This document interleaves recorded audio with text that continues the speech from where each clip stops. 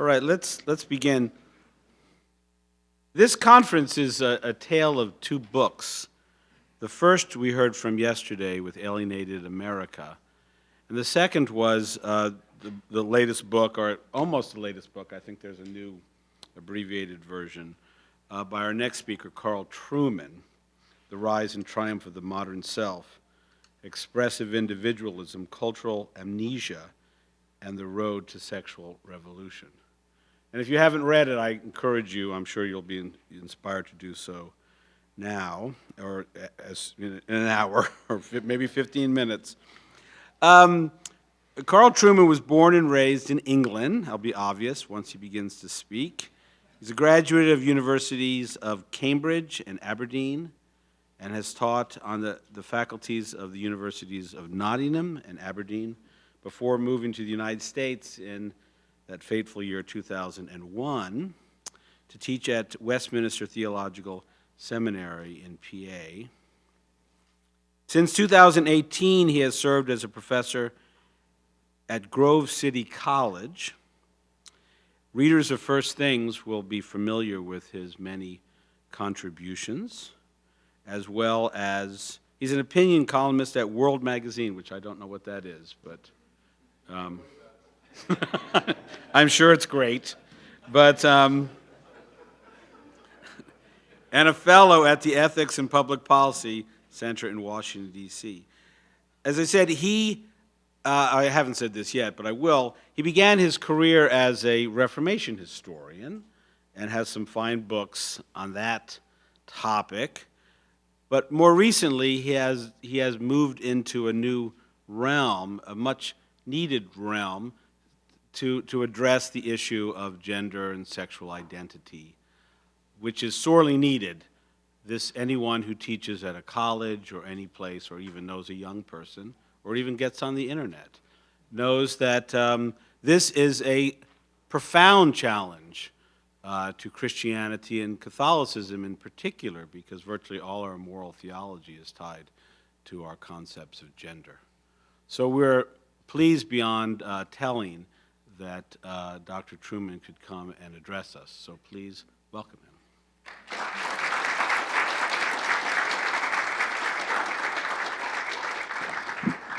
Well, thanks for that very kind introduction, and it's a real pleasure to be with you all today.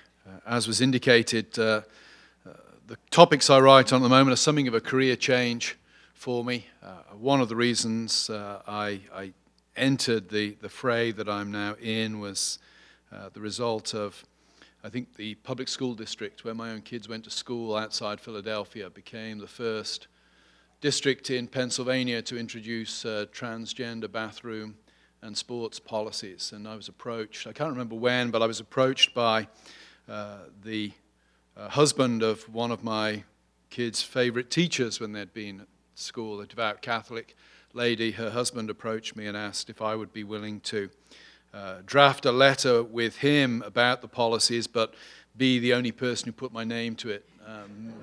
For obvious reasons, the risk was somewhat less for me, and that impressed upon me the fact that I consider myself, privilege is a bad word. I always think privilege is a blessing, actually. Over the last few years, I've been privileged to have jobs where the risk that somebody like me takes speaking out on certain things is far less than the risks that others would have to take. And I've been granted a pretty thick skin as well, and a cheerful disposition. So maybe I'm ideally suited for this stuff. But I want to talk today not specifically about transgenderism or anything like that.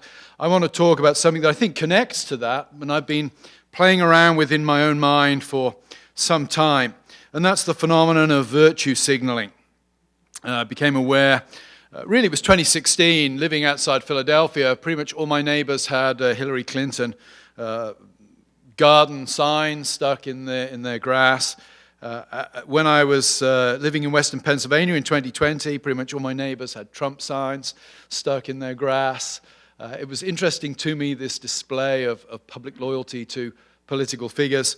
I don't have anyone stuck in my grasp, of course. I'm not an American citizen, and I don't want to interfere in the democratic process of a foreign country. So I have the perfect excuse not to do that. But, of course, that is simply part of a larger phenomenon that's come to grip much of the public imagination, this notion of virtue signaling. And what I'm going to offer today is very much a work in progress. It's something I'm trying to think through, trying to work through the significance of this. But it seems to me to be an interesting phenomenon that must tell us something about our culture in some way. So what I want to do today is offer some reflections on what it might possibly tell us about our culture, really as a way of trying to prime discussion rather than come to any really settled conclusions. I'm going to take as basic, I think, the idea of Alistair MacIntyre that our notion of ethics, our notion of virtue, is profoundly shaped by the narratives, by the stories that we tell ourselves, by the stories within which we live. I think that is consistent with Charles Taylor's notion of the social imaginary. Taylor, I think, is very good at pointing to the fact that way most of us, if not all of us, think about most of life is not on the basis of arguments based on first principles. It's based upon how we intuit or imagine the world to be. We see that, I think, in great works of literature. We see how the broader narrative society tell themselves shape literature. I think of Antigone, the play by Sophocles, that I've read many times and have enjoyed immensely watching it performed at points. Antigone reflecting a society that has powerful stories about loyalty to family and loyalty to city. Chaucer's Canterbury Tales is incomprehensible unless one sets it within the context of a society where the dominant stories, of course, are religious stories, where one might also say where this life is primarily deemed a preparation for the next. Dickens, too, with his characters such as Gradgrind, Scrooge, and Dombey, speak about the way 19th century England imagined itself to be and the kind of virtues that it held up. I became sort of one of the most amusing examples of this. I remember 20 years ago, it must be over 20 years ago now because I've been here for more than 20 years, late 90s, some debate going on, I think at the BBC, about updating Anna Karenina. It strikes me that Anna Karenina is impossible to update because were Anna Karenina alive today, she would merely divorce Karenin and marry Vronsky. The dominant story has fundamentally shifted in a way that makes Anna Karenina impossible to transpose to the late 20th or early 21st century. That brings us to today. So what are the big stories that define us today that might give shape to the notion of virtue that is being signaled by virtue signaling? Well, I would suggest that the big story, certainly as traditionally conceived, is in some level of crisis at this point. The nation. I've lived, I think, in America now for perhaps the most interesting 20 years in American history, perhaps since the Civil War. The America that I emigrated to in 2001, I was a visiting fellow at Calvin College in 1996. The America I experienced in 1996, the America I experienced in 2001 is completely different in many ways to the America that I feel I'm living in 2022. Perhaps the most obvious manifestation of that would be the 1619 Project. The 1619 Project fascinates me not so much as a debate about whether it's historically true or not. I said in a lecture yesterday, I'm English. We don't really care for the founding of America. It was a war we lost. I always refer to it in class on principle as the War of Illegal Colonial Rebellion. What interests me about 1619 versus 1776 is that the debate is happening at all. It seems to me that when a nation starts to debate its myth of origin, something very significant is going on within the nation. When a nation, if you like, debates its myth of origin, a nation is no longer sure of who it is. I'm struck as an outsider when I came to America in 2001. I emigrated just, I think, 3 weeks before 9/11. How often the word un-American featured in news broadcasts and discussions at that point in time. It interested me because we have no equivalent in Britain. We don't talk about something being un-English other than in a highly ironic way. Preferring coffee to tea would be un-English. It doesn't carry any major moral connotations, whereas un-American in 2001 certainly carried moral connotations. I don't hear the word anymore, and I wonder if it's because the concept of American is now so contested that the notion of un-American is meaningless. The church, another traditional source for big stories, seems to me to be in crisis. Is the church the instrument of salvation? Is it something that works or is seen as being a social good, even by those who perhaps do not belong to her? Or is it seen as a haven of abuse and corruption built on a lie? That seems to me a big shift in American culture over the last 20 years. Perhaps 9/11 was the watershed, but the attitude to religion, the public attitude to religion, seems to me to have dramatically changed in the last 20 years. And the family. The family, of course, has been defined in moderately different ways throughout history. But it seems to me we have no consensus anymore on what the family means. And that means that another of the external institutions that provide the story, that provide a sense of identity, that shape our understanding of virtue and ethics has gone. And it's not just America. I pick on my own homeland at this point. The book I wrote focused on the sentence, trying to work out why the sentence, "I'm a woman trapped in a man's body," has come to make coherent sense within wider culture, not simply among gender theorists, but among ordinary people in the street. I could just as easily, I think, have written a book about another sentence that's intrigued me over the last 5 or 10 years, and that's the statement, "He pledged allegiance to ISIS online." That came up an awful lot in the British news in sort of 2013, 14, 15, I think it was. That's a fascinating sentence. And it was generally used with reference to young men, often who'd grown up in very loving and secure and prosperous, well-integrated Muslim households in the southeast of England. It struck me as interesting that their imaginations were captured by something online that exerted more power over them than their families or the local mosque or the nation into which they had become pretty well integrated. That was interesting, and I think it testifies to the weakness of nation, religious institution, and family today.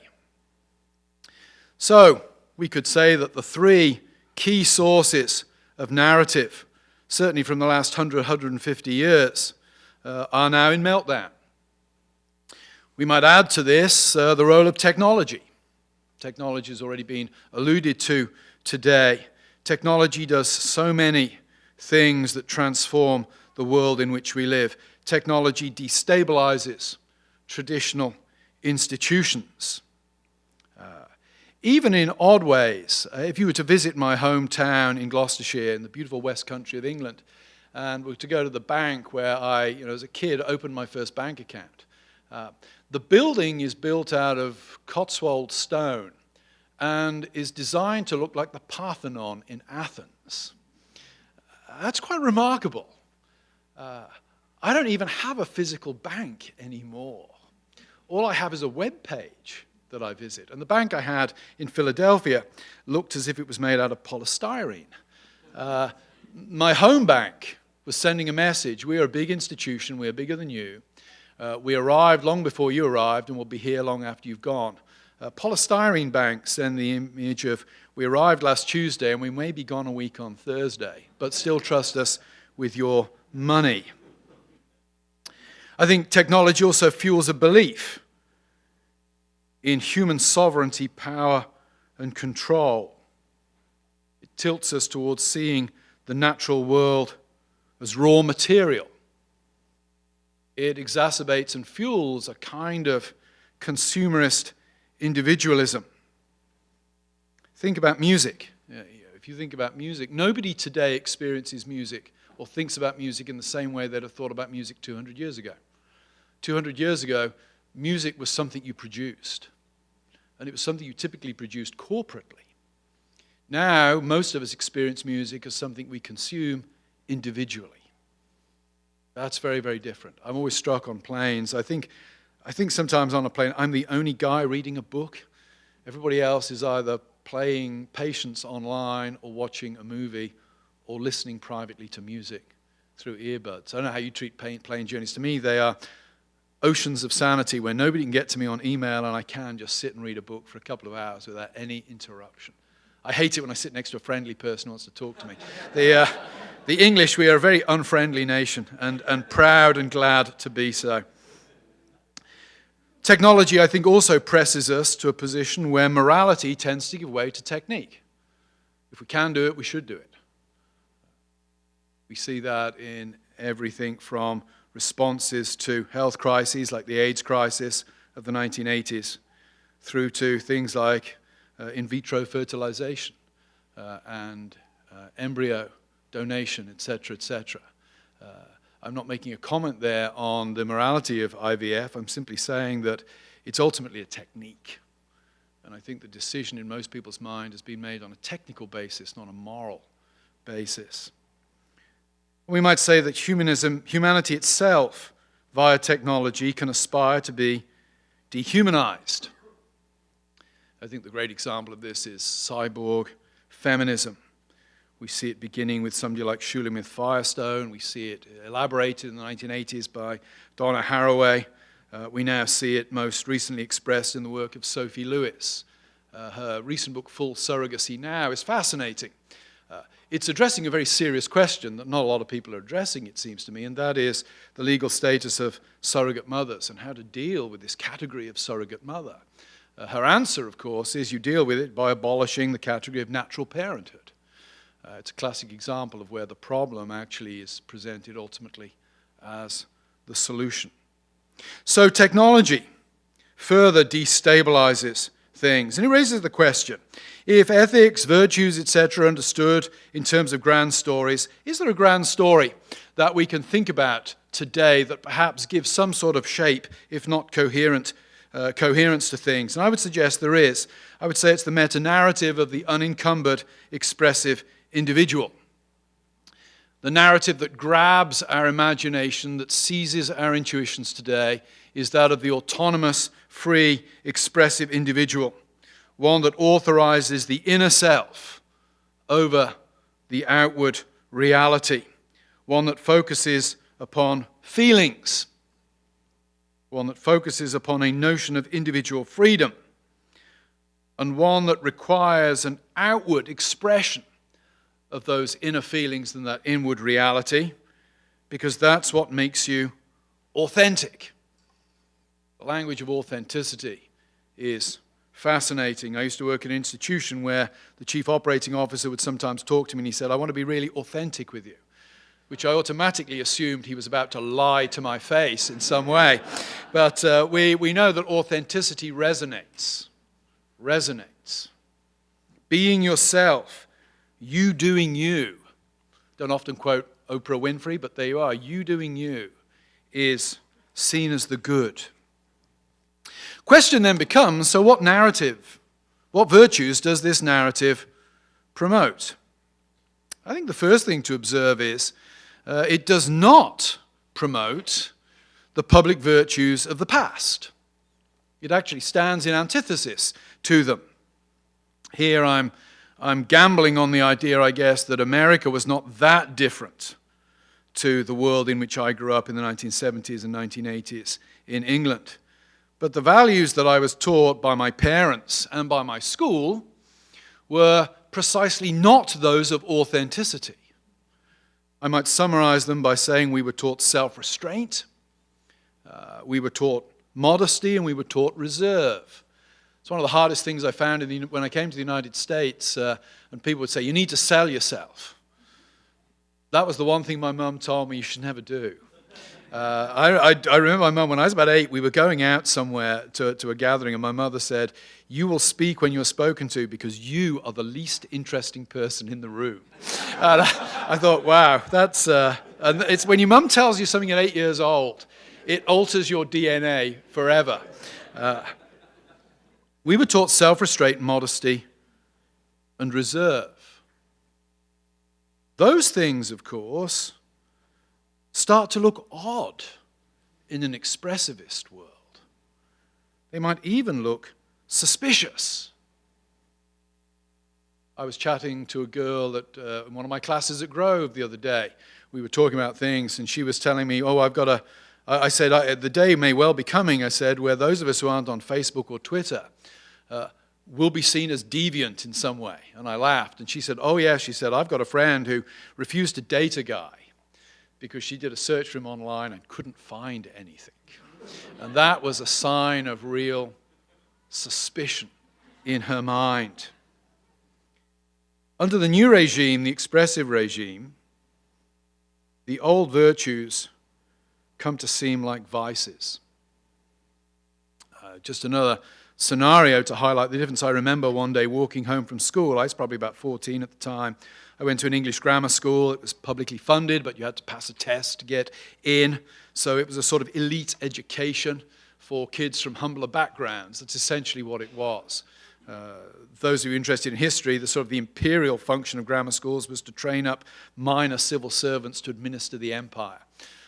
The elite went to what we call public schools, very private schools. They were the ones who were going to run the empire. Guys like me were just going to be the foot soldiers, commanding the schedules, calendars for our bosses. I was walking home and my shirt was untucked. I was off school property. And the vice principal, we call him the second master, pulled over in his car and rebuked me, told me to tuck my shirt in because I was bringing the name of the school into public disrepute. And I didn't tell my parents about that because I'd have got more of the same at home. The purpose was not self-expression. The purpose was self-restraint because we were seen to be part of something that was much bigger than ourselves. Virtue today, then, if it stands in opposition to traditional virtues of the past, what is it? Well, I would say it's this. It's focused on public performance. We see that in the transformation of institutions. Yuval Levine has made the point that modern institutions have moved from being places of formation to being platforms for performance. Peter is a graduate of University of Cambridge as well. Peter, you may have had the same experience as me, but on graduation day, myself and all my fellow graduates had to line up against the wall, all the men, and raise our trousers by 3 inches, as our pants, so I'll translate, our pants, by 3 inches to reveal the color of our socks to the head porter, a terrifying man called Mr. Monument, dressed in a funeral suit and a bowler hat. And he checked the color of all our socks, because if you weren't wearing black socks, you didn't get to graduate. Everybody had to look the same, because you were being initiated into something bigger than you. You were being formed. I'm amazed at the American graduations I've been to, and they're fun to go to, but the kids all do their own thing. The uniform, the graduating uniform, is modified by every single kid to be unique in some way. Graduation ceases to be a sign of formation, more of a platform for performance at that point. And that brings me to the notion of virtue signaling. I think the title is The Virtue is the Signal. I think I would actually invert that now. I gave the title as one does before one's written the lecture. Having written the lecture, I actually think the signal is the virtue is a more accurate account of what I'm arguing for here. It's the performative aspect of virtue signaling that is the key element in its virtue. Performance, of course, takes many forms. We live in a performance culture, reality TV, celebrity culture. And more than anything else, I think the democratizing impact of social media.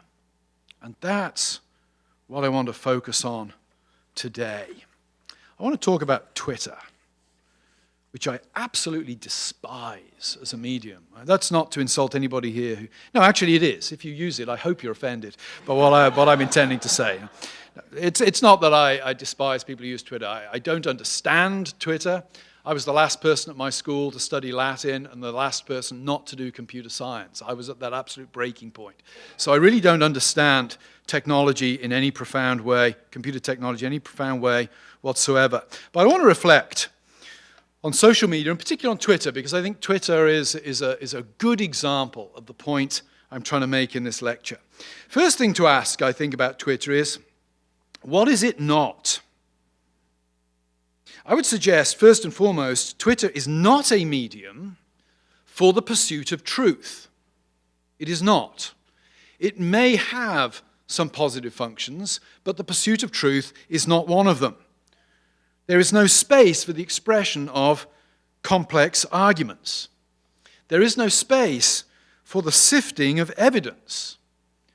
There is no real space for the deployment of logic, and there is no real space for the evaluation of alternative opinions. So whatever else it is not a medium, I think, for the pursuit of truth. I've got a line here, no more suitable for the pursuit of truth than the limerick form is for a translation of the Iliad. I think that sort of gets to it. It does not pursue truth. One of the reasons I don't do Twitter is I took the view some years ago, in the current climate, if I'm going to get fired, I'm going to go down for a paragraph or several paragraphs. I'm not going to go down for 120, 130 characters. You see people ruin their careers on that, quite literally. Destroy their reputations and careers for the sake of a few characters. You want to go down for something significant if you go down at all. So I would suggest, first of all, it is not a medium for truth. Secondly, I think it's not a moral medium, certainly in the traditional sense. Got this quotation from Roger Scruton. I think it's from his On Human Nature, the published edition of a series of lectures he gave at Princeton, maybe 2015, 2016, something like that. Our moral principles are the precipitate of personal relations in which we are face to face with those who have a claim on us and who are more interested in our virtues and vices than in our ability to derive output from input on our moral calculators. What I take Scruton to be saying there is this: embodiment's critical to how we think morally. The disembodied nature of Twitter attenuates all of the reactions that we typically associate with moral life. Guilt, shame, love. These sort of concepts, I think, are central to our moral intuitions. And I don't think they play out on Twitter. People are shamed on Twitter, but I'm not sure that anyone feels shame on Twitter, if I could put it that way. Think of the tendency of Twitter debates to ratchet up in temperature. I've never witnessed a Twitter debate, and I've not witnessed many of them, where the temperature has tended downwards and led ultimately to a resolution where there is mutual respect between the disagreeing parties. I've been in live debates, live discussions, and had online exchanges using long sentences and paragraphs over my time. And I found, on the whole, the temperature in those things has gone down, particularly in the live discussions. Again, Peter and I have been on panels where we've disagreed before now. I respect Peter and I consider him a friend. The temperature between the two of us has not gone up at any point, I don't think, partly because when you look into somebody's eye, you see them as a human being, and that makes a difference. Think of George Orwell once wrote a very harsh critique of Stephen Spender, where, from memory, I think he somewhat mocked him, Spender, for his then homosexuality. And later on, Orwell backed completely off from criticizing Spender, and Spender asked him why. And Orwell made the comment that he'd met him at a party. And once he'd gazed into Spender's eyes, he was never able to speak to him or about him in the same way again. The disembodied nature of Twitter, I think, makes it not a particularly moral medium.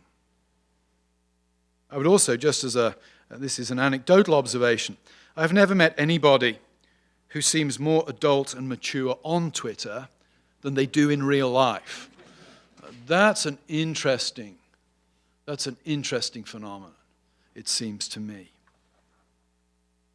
So what is Twitter? What does it do well? I would say this. It's a medium, well, it can be a medium for one-line witticisms. Were he alive today, I'm pretty sure that Oscar Wilde would be a great tweeter. He'd be worth reading. It's a good medium, I think, for connecting people to more substantial arguments. I think Robert George at Princeton does a great job of linking to good articles that you can click on from his Twitter and read substantial arguments. But I think more often than not, particularly when it comes to engaging with ideas, Twitter is not a medium for truth, but it's a medium for discrediting opponents and ideas that one finds disagreeable without the need for cogent arguments to refute them. As was mentioned, I'm a Reformation guy in background. One of the fascinating things about the Reformation is the variety of literature it produces. One could point, say, to Calvin's Institutes. And so the purpose of Calvin's Institutes is it's an attempt to establish truth. Now, you may disagree with Calvin. You may be a Catholic, you may be a Lutheran. But there's no doubt that Calvin's primary purpose in the Institutes, or one of the primary purposes, is to try to establish theological truth. Whether he succeeds in that or not is another matter. You could think of Loyola's exercises. I think Loyola's exercises are a powerful piece of devotional literature, attempting to work out, one might say, the shape of the practical life in light of theological truth. So we have literature like the Institutes, we have devotional literature like Loyola, and then we have the pamphlets. Pamphlets are much more fun, I have to say. You spend a happy hour reading Reformation pamphlets. Reformation pamphlets, on the whole, are a very different genre. Their purpose is mockery, slander, and distortion. They are not trading in truth. They are trading in discrediting their opponents. I can only think of one sort of pamphlet war in the Reformation that led to the persuasion of one person to come over to the side of the other. And I'm sorry, Sister Thomas, it was Thomas More's son-in-law, I think, who was persuaded to a Protestant position by the English reformer John Frith. But by and large, polemical pamphlet exchanges in the Reformation didn't go anywhere constructive.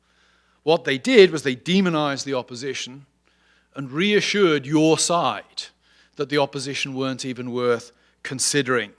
That, I think, is what Twitter does well. It discredits. It demonizes. Secondly, and I think this is where it becomes more relevant to my overall point here, it's a good medium for public performance. If the meta-narrative of our present age is that of public performance, then Twitter is the perfect medium for it. It has wonderful mechanisms, followers, likes, checking number of retweets, etc., that allows one to judge the success of one's performance, to see whether one's performance is being recognized. And it's also a great way of broadcasting to the world how virtuous you are, and doing so in an utterly cost-free manner. But here's the rub. I think there is no stable meta-narrative behind or prior to the notion of performance, which gives any given virtue being signaled any stable content. In fact, one might argue, to take longer to argue this, but one might argue that expressivism, expressive individualism, tilts precisely towards a suspicion of any larger stable concept of morality, because such would be potentially oppressive of the individual. Thus, it tends to a constant critique, destabilization, negation of whoever or whatever seems to have power. And that's why I think the ethical stances being adopted by Twitter and indeed by the expressive individualists of our day seem to change rather rapidly. It's interesting, for example, that prior to #MeToo, we were all subjected to the annual Roman Polanski Love Fest at the Oscars. Somewhat ironic that Hollywood became the source of #MeToo, having proclaimed the virtues of a convicted child rapist for many, many years. And interesting that so many of those who proclaimed the virtues of said child rapist got away with it. Who remembers that Whoopi Goldberg, when discussing the rape of this 13-year-old, said, well, there's rape and there's rape? Well, nobody. The moral register, the moral calculus has changed. Goldberg has changed with it. And who cares? The constant in this virtue signaling is not the virtue. I think it's the signaling. The signal, the content, is subject to immediate fads and tastes. The constant is the signal. And think about this as well. Think of how cost-free this is. The requirement to put a rainbow symbol on a Facebook post, for example, or a black square on Instagram. That tells us nothing in reality about the person doing that. Think again of what Roger Scruton says. Roger Scruton presents, if you like, we might say, a costly notion of morality. Virtue signaling is pretty cost-free. Unless you don't do it, of course, then it can come with quite a high cost. But on the assumption that outward performance is inward reality, virtue signaling tells us all that we need to know at any given moment. And in an increasingly disembodied world, the signal really is all that there is. So how might I start to draw all this together? What are the implications of this? Well, this is a couple of tangential points in some ways, but one of the things that's fascinated me about higher education during my time, I've been teaching now full-time for 30 years in higher education. Certainly when I was an undergraduate, there probably was a counseling center somewhere at the university. I was never told about it, never went to it, didn't know it existed. I think upwards of 40% of kids across the country now, while they're at college, regardless of religious affiliation, will see a counseling service at some point. There is no doubt that we live in an era of huge personal anxiety that particularly afflicts young people, it seems to me. Young people who, well, I grew up in a world where we literally did nuclear bomb drills at school. I always wondered, why is crouching under my table with my head in my hands going to save me from the 700-mile-an-hour winds and the 1,000-degree temperatures that are going to sweep over my school because we live near a power station that will have been taken out? In many ways, on the face of it, I seem to live in a more worrying world growing up, and yet I didn't experience the anxiety that is so normative among so many young people today. Part of it, I think, is social media virtue signaling. I think it generates anxiety. It generates anxiety for two significant reasons. One, it massively expands the pool of those from whom recognition is required. When I was at school, I had 6 or 7 pals. It may amaze some of those of you who know me that I had any pals at all, but I had 6 or 7 pals. They were the only people whose approval I needed. They were the guys I hung around with, and I knew immediately if I'd crossed the line or anything, because facial expressions, etc., would tell me. They were the only people I needed to feel secure about myself. I'm amazed at the number of followers people can cultivate on things like Facebook and Instagram and Twitter. The massive expansion of the number of people from whom we require acknowledgement, respect, is extremely worrying. And of course, what's interesting is most of those people aren't real people in the sense of people we have real interactions with. Those on social media make themselves incredibly vulnerable to an anonymous mass in a very, very public way. Secondly, the second reason is, I think social media, particularly Twitter, creates highly volatile terms for recognition.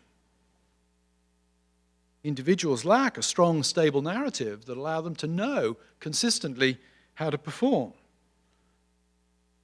And the usual social cues for interpersonal negotiation that involve real physical interaction with people, looking into somebody's eyes and knowing, in a sense, how they relate to you, those are absent. And so you have a massively unstable medium for knowing who you are. Secondly, virtue as vacuous performance provides no real basis for real social cohesion. The relationship between virtue and friendship, sort of perennial of philosophy, is very complicated. I'm not sure that anyone's ever successfully been able to explain it. But it seems to me that it's there, even if we can't quite get our hands on it. Personal character is important in the people we regard as friends. And personal character can only really be judged when one has real interactions with real people in the real world. The shift to online friendships is very problematic from that perspective. We cannot know if we truly share a moral vision with the people whom we call friends. We do not have those real, costly, truly intersubjective relationships that only exist in embodied relationships. I would add as an aside here, and this again is a tangential point, is the loss of true concept of friendship involving real interaction with real people in the real physical world, is the loss of that concept as meaningful not a contributing factor to the sexual identity chaos engulfing children.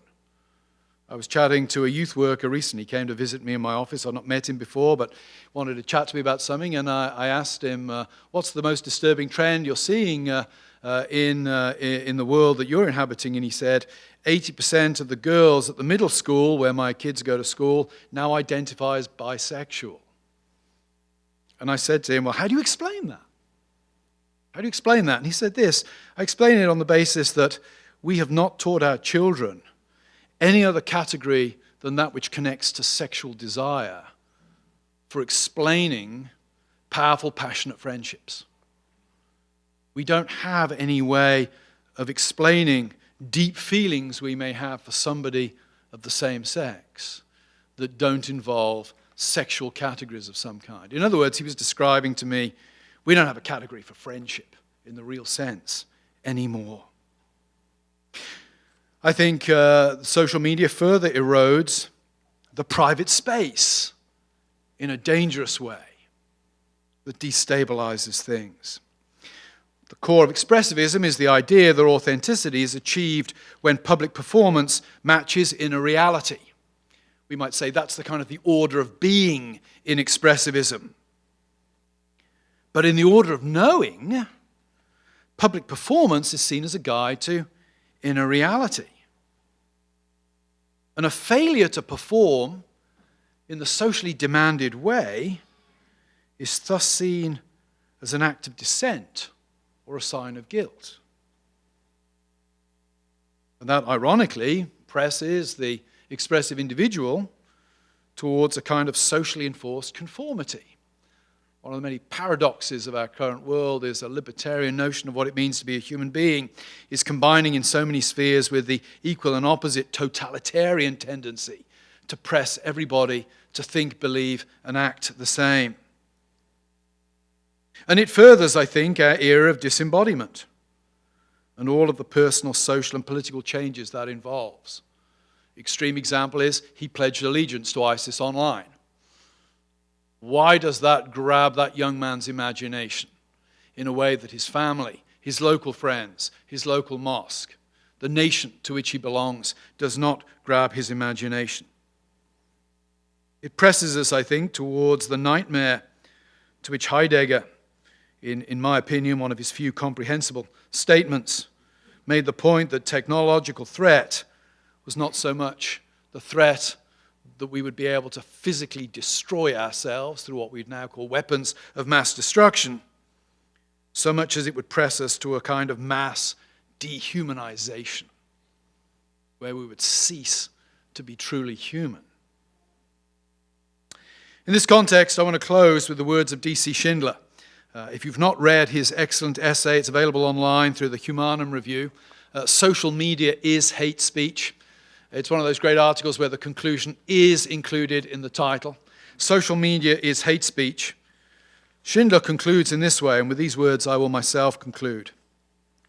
There is a profound sort of cultural suicide occurring in the social media phenomenon. A proper response requires a recovery of our capacity to read and write, which itself depends on the capacity to speak, and above all, genuinely to listen. It is in some sense a very easy thing to recover, since this is just who we are. But in another sense, it is quite difficult, because the denial of this reality is becoming increasingly normalized. But the energy for resistance can be found when we consider what is at stake. If man is the animal with logos, a common rational nature, a hatred of logos is a hatred of man. Thank you very much.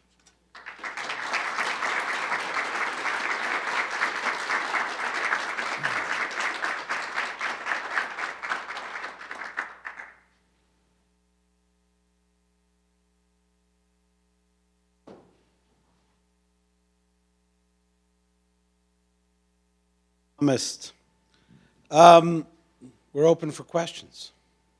Just raise your hand.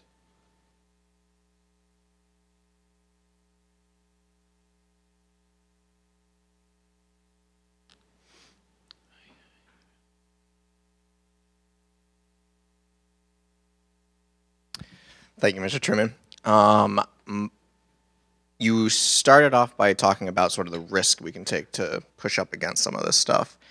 And I am a school psychologist in the public system in Massachusetts.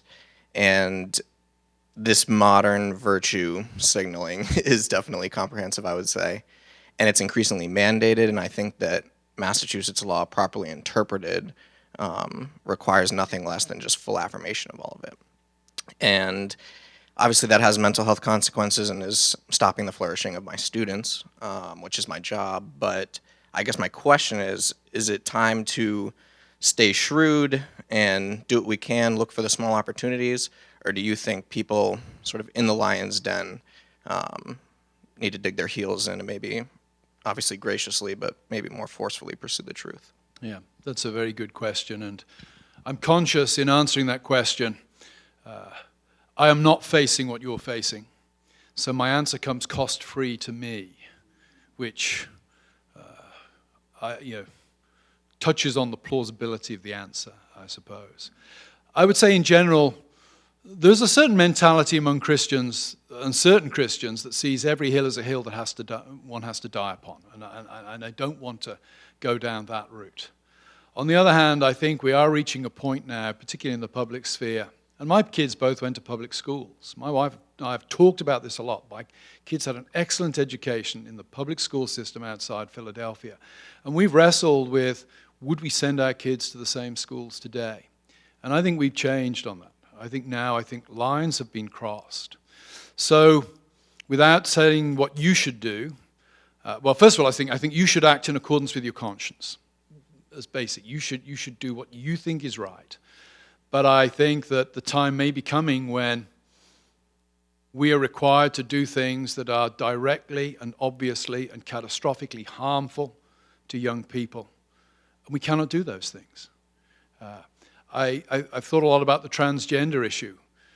You know, if you're a 25-year-old and you decide to transition, I don't think it's going to help you. But you're a 25-year-old. You're a big boy and you can stand on your own 2 feet. If you're talking about 7, 8, 9, 10, 11, 12, 13, 14, 15-year-olds, that's a different issue. We don't even allow 12-year-olds to choose which college they're going to go to when they're 12 years old? Why on earth would we indulge them in their desire to change their gender?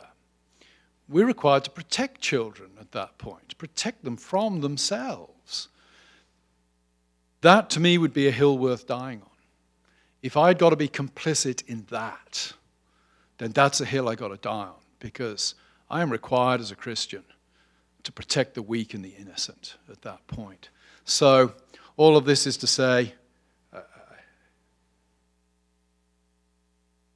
I am glad that we have people like you in the system, but I fear that the days when you can survive in the system may be drawing to a close.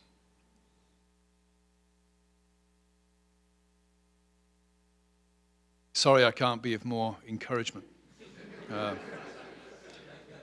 No, let me be of this little bit of encouragement. I think so often we get discouraged because we too have bought into the modern mindset where the solution to a problem has to be next week. If we can't solve the problem by the middle of next week, we can't solve it. The example I use in class with students at Grove, many of whom will find themselves exactly where you find yourself. Many of them are going into social work and things like that, and they're going to find themselves exactly in your position. And I point them to Cologne Cathedral. I think Cologne Cathedral, they started to build it in 1244. They didn't finish it until about 1888, over 600 years. Now, obviously, there was this little thing called the Reformation that interfered in the wars of religion. Building was suspended for 200 years. But we know for certain that whoever designed the cathedral, whoever laid the first foundation stone, knew that they would never walk through the doors to celebrate Mass or worship in that cathedral. They knew that. But they still considered it worth doing because they didn't see themselves as the center of the universe. They didn't see their day and age as the center of the universe. They were doing something for their descendants. And one of the things, the conclusions I've come to recently is this. One, I am going to lose every battle I fight for the rest of my life. I am.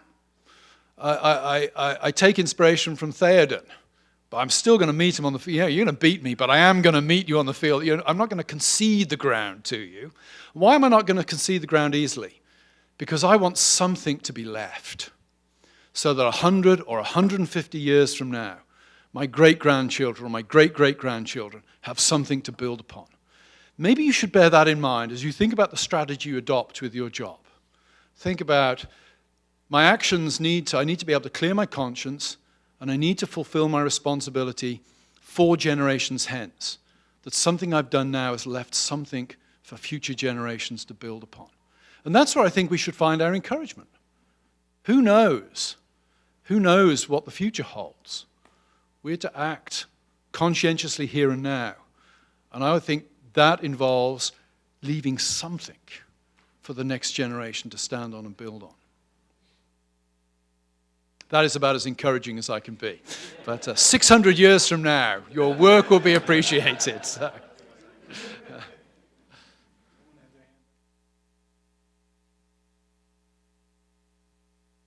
Boy, that's a very difficult question to follow. Embedded in the phenomena that you were describing is 2 different concepts of human nature and thus of human flourishing. This is not news to anyone in this room. The first says that man is fundamentally sinful, and therefore human flourishing requires those mediating institutions, and most particularly the moral framework provided by religious institutions. And the other says that man is perfectible, and therefore he needs liberation from those institutions, including liberation from the self-restraint that you were talking about, and even of gender, most absurdly. And I guess my question is, you can't look at the chaos of the last 60 years without concluding that there is something fundamentally wrong with concept number 2, yet not only is the light bulb not going on, but there's this doubling down and doubling down. And I know you've thought about this a lot, and some of it was embedded in your remarks, and would just ask you for your own thoughts. No, I'd give a twofold answer. One, from the perspective of my Christian faith, I would say that what we witness is men and women's refusal to accept they're not God. That they're going to do anything other than accept that they are not God. That's the primal sin. I think it's beautifully expressed in the figure of Satan in Paradise Lost by Milton. Better to reign in hell than serve in heaven. That seems to be the mentality. So I certainly think that's part of it. The second thing is, I think, again, going back to what I said about technology, technology tilts us to thinking that any problem we have can be overcome simply by improving our techniques. It's interesting that when I was working on the book, I did quite a bit of reading about the response of the gay community to the AIDS crisis in the 1980s. I had not realized that there was a significant section of the gay community that argued that we need to change our patterns of behavior here. We need to close down the bathhouses. We need to close down the rampant promiscuity that marks our community. Those people were pretty quickly closed down and excluded from the narrative. The narrative became one, no, we need to find drugs. We need to find techniques that allow us to continue doing what we do, but without cost. And that, I think, comes down to a world where technology has led us to believe that things that interfere with what we want to do are inconveniences. I think the technology of abortion has trained people to think that pregnancies are unexpected consequences of having a bit of fun. I think abortions have that effect on the imagination. I think I'm right in saying that when the pill came in, I think I'm right in saying the number of abortions actually went up, which is counterintuitive, but is explicable if you take the view, well, the pill persuaded people that pregnancy is an unfortunate consequence. So when people did get pregnant, well, it's an unfortunate consequence. We can do anything we need to do in order to get rid of the child. So I think the second aspect comes down to the technological nature of society that has taught us to believe that technical mastery of the situation is the answer. And that's why COVID is so fascinating, because I wish I'd heard Peter's lecture from the other night on this.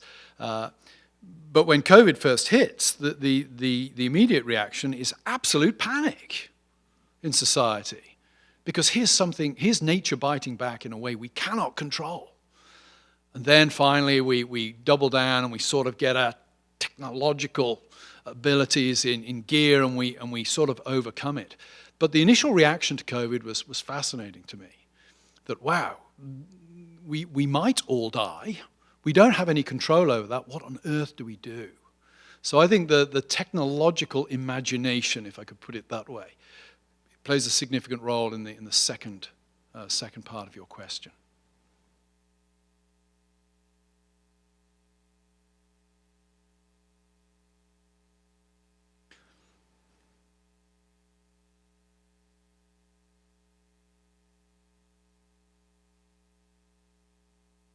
Thank you for your speech, Dr. Trueman.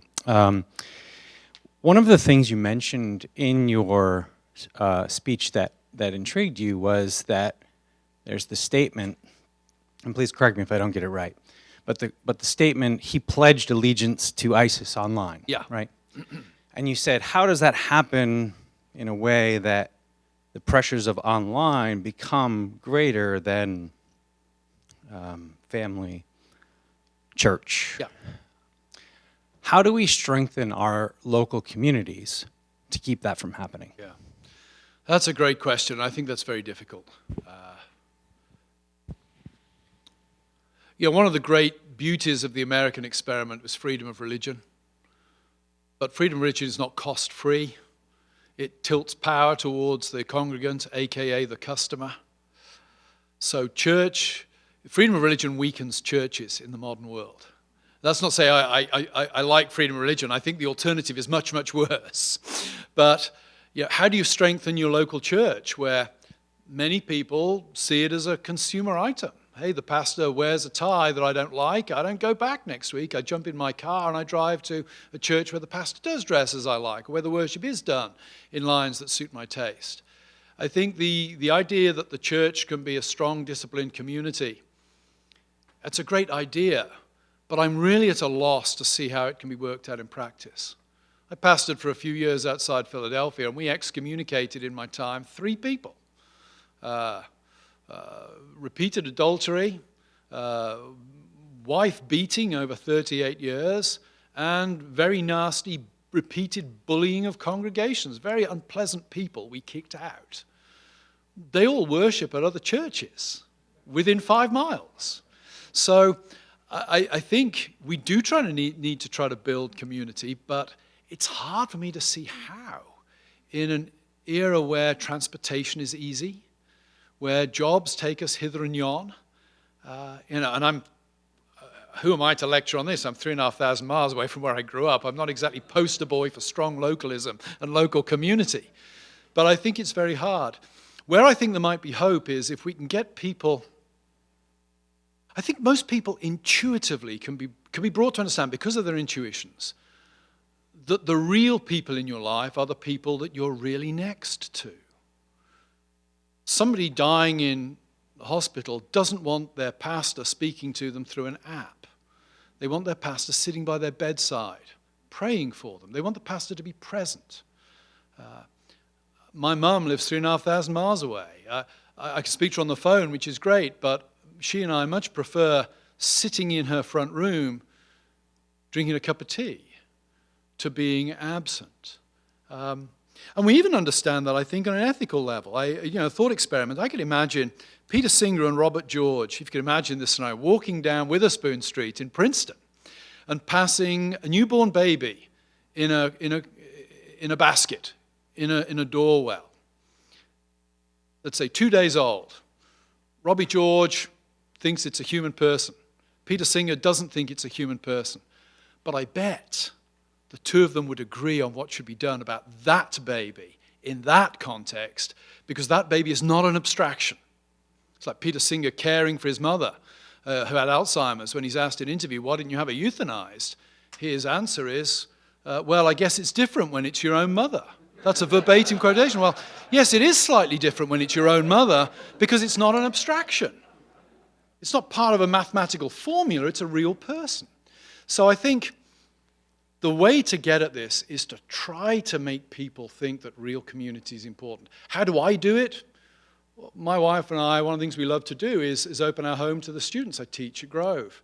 The other week, I'd got the instructions wrong for my wife, so we were having an open house, and I told every student I was teaching this year, plus any boyfriends or girlfriends they wanted to bring along, to come to our house on a certain night. We had 50 students plus turn up and hang out at our house for a couple of hours.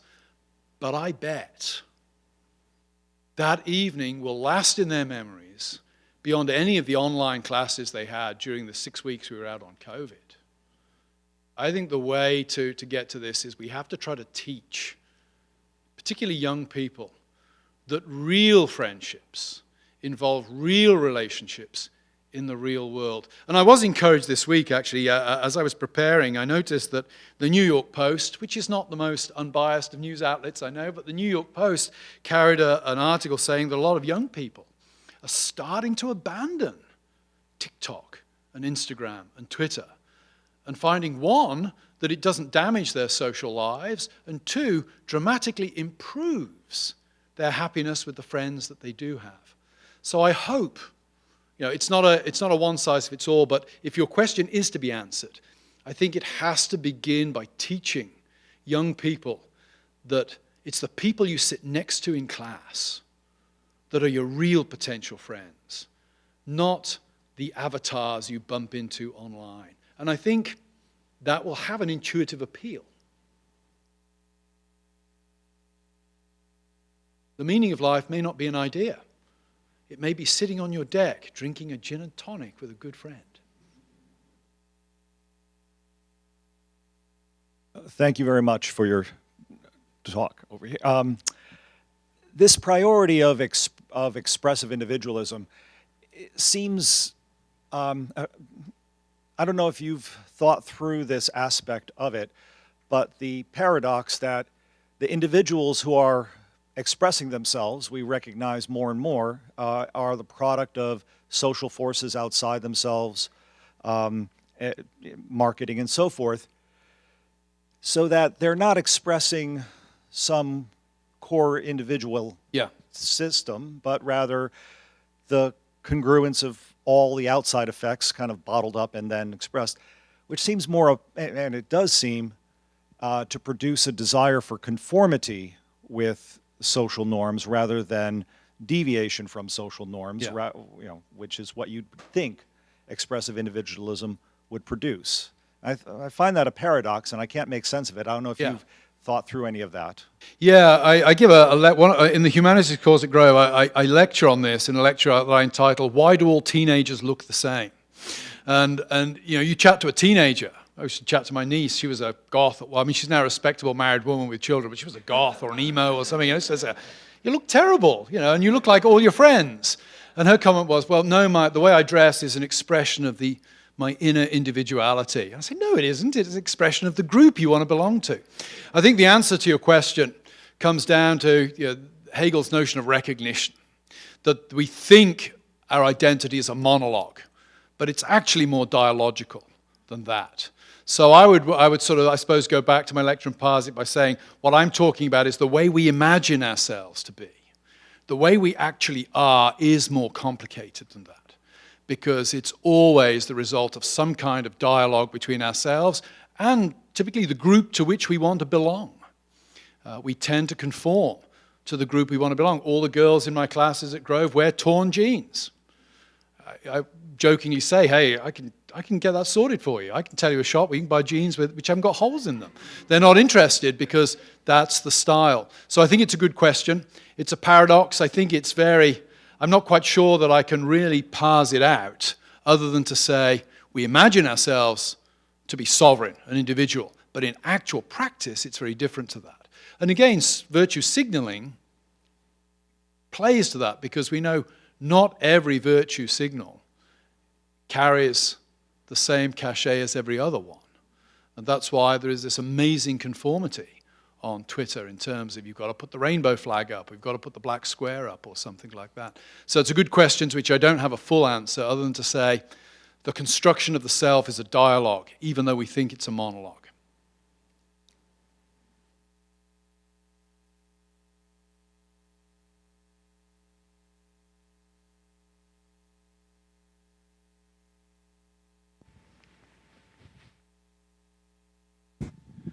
Thank you, Dr. Trueman, for the tremendous contribution you're making to all of our lives and understanding where we are, and we're working on what to do about it. I'm a pastor, been a pastor for 42 years, and I'd like for you to address the Sunday morning pulpit for me, please. Most of my life I've sat at the feet of church growth experts, which I have come to realize in the last 5 or 6 years was a lot about marketing. Peter Drucker, those kind of people influenced the church growth movement. And it was about finding out what the next wave was and writing it. So Sunday morning became about saying what people are hearing in the culture, but trying to say it better and say, this is what Jesus would say. However, we're being faced with issues now that are making it increasingly difficult. So some of my friends tell me, "Phil, just preach Jesus," which means you just tell people how to be saved. Yeah. Get them in the waters of baptism, the Holy Spirit will do the rest. I don't think that's tenable. So can you give us pastors some advice? Kind of like the school counselor over here. We're kind of in a little similar situation. What do we include in Sunday morning? How do we navigate these very difficult social waters? Well, first of all, I'm very comfortable with the church being, for a better word, weird. I think the gospel is something of a contradiction of the way society thinks of itself. 1 Corinthians chapter 1, I would go to for that. So the church growth stuff, I think, always gave me pause for thought on precisely the grounds that you've outlined. You could sort of get away with it when the difference between what we might call the broad ethical moral codes of the wider world and the Bible were not that far apart. It's much more difficult now. Secondly, as much as I am committed to the idea of, hey, preach the word and allow the Holy Spirit to do its work, I think it's important to preach in a way that answers the kind of questions that people are asking. Now, again, I can't give a one-size-fits-all because every congregation is different, every context is different. For some years, when I got to Grove, I teach the Capstone Humanities course, which is title is Christianity and Civilization. It's really the last 300 or 400 years of Western civilization and culture relative to the gospel and the church. And I wrestled long and hard with what is a way that I can get the students to track with what I'm doing. And I found that the language of freedom and belonging connected with them. And the way I set the course up is this. I say, okay, the perennial question for every human being, as I see it, is we intuitively understand ourselves as free, but freedom's not enough. We want to belong. It's not enough for me to be the isolated, free individual. I want other people to recognize me and treat me as somebody of value. I want to belong to a group. And yet those two things are hard to reconcile, because to belong is always to sacrifice something of one's freedom. To be free is to tilt towards being egregious and unencumbered and unhindered. And what I do is I teach modern thought, essentially, saying, okay, the Enlightenment rejects the church's answer to the relationship of freedom and belonging, which is if the Son sets you free, you'll be free indeed. And the analogy that the Bible draws with marriage is interesting because, as those who've enjoyed happy marriages know, that one's freedom is realized in belonging to the other. One's freedom is realized in marriage in delighting to please one's spouse, giving oneself to another. And I look at modern thought and I say, okay, freedom and belonging, let's see how Rousseau answers it. Let's see how Nietzsche answers it. Let's see how Jean-Paul Sartre answers it. And I work through sort of modern thinkers by saying, that's the guiding question. I wonder if that would work in the pulpit. Because I found that was the one way I approached the course that the students immediately zeroed on. Try to teach it in terms of epistemology. They're not interested in epistemology. Neither am I, actually. I take the view, most of us just know that we know. It's what we love that gets us out of bed in the morning. I don't get out of bed in the morning worrying about epistemology. I get out of bed in the morning because I love my wife. I've got to go to work and earn money so she's happy. It's the things that I love that drive me.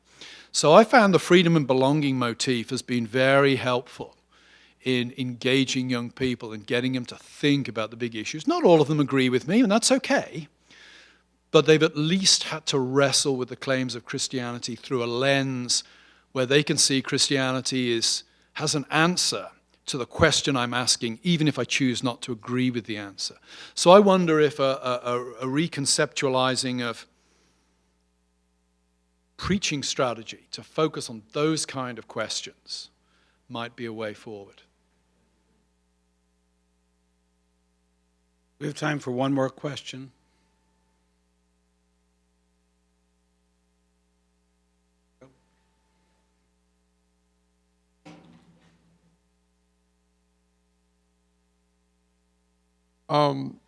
I found that with the way that expressive individualism within the specific realm of sexuality is framed, that often once that's embraced,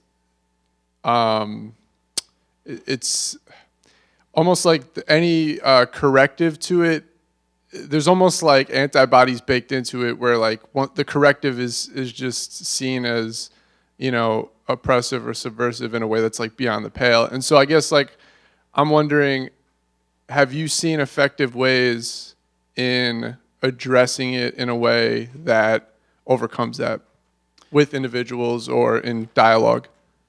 That's a good question. I've got a good friend who's gay, and we talk, and that's precisely where it really pinches for him, and it pinches for me, because the things we disagree upon are really a denial. He sees them really as a denial of who he is as a person, of who he is as a self. And I think it's very hard to get at that, because when your mind is so gripped by I am my sexual orientation, or I am fundamentally defined in a deep way by my sexual desires. It's hard to break through that, particularly in a culture that reinforces that again and again and again through commercials, soap operas, sitcoms, conversations, you name it. My strategy would always be to go to the question of flourishing. You know, you can get good statistics on health, life expectancy, et cetera, relative to certain ways of life. You can get them from government websites, or you could last time I looked, that indicate that this way of life is not a good way, it's not a flourishing way. But that, I think, is about as good as I can do. I think the problem you highlight is perhaps the problem. And it's the problem writ large for the church, because when the church teaches typically what it considers to be teaching on sexual behavior, it's now heard as teaching on personal identity. And that's why I think it's so difficult and so contested. This might sound like a rather flaccid answer, but relative to my friend, I think my answer with him is being his friend, showing that I care about him and that I do not consider his self-identification to be what makes him valuable, that what makes him a person worth engaging with, worth being a friend with. So there's that relational aspect, but I'm not sure, there is no argument that one can trot out that solves a problem, because you're really dealing with antithetical premises.